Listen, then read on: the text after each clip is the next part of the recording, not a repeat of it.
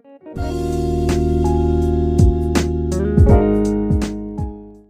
Friends, রসমালাইতে সবাইকে welcome জানাই। আজ নিয়ে এসেছি নিরামিষ মটরের ঘুগনি রেসিপি। অনেকেরই ধারণা পেঁয়াজ রসুন ছাড়া নিরামিষ ঘুগনির স্বাদ হয় না। আজ তাদের জন্যেই এই রেসিপি।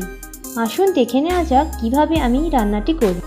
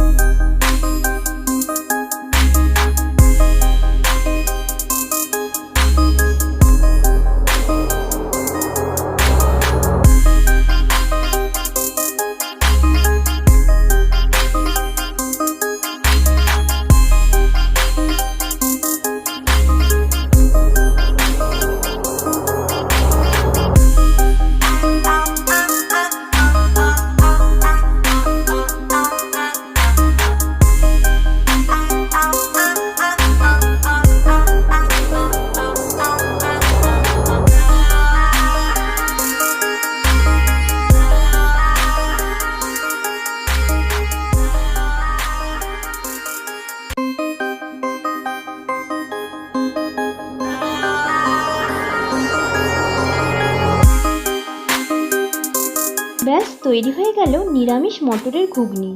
এখন সার্ভ করার জন্য একেবারে রেডি। ওপর থেকে নারকেল কুচি ও ঘরে বানিয়ে নেওয়া ভাজা মশলা ছড়িয়ে দিয়েছি। ভাজা মশলা এই ঘুগনির স্বাদ বহু গুণ বাড়িয়ে দেয়। আপনারাও এভাবে পরিবেশন করুন। ভিডিওটি ভালো লাগলে লাইক করবেন ও শেয়ার করবেন। নতুন কোনো রেসিপি নিয়ে আবার ফিরে আসবো।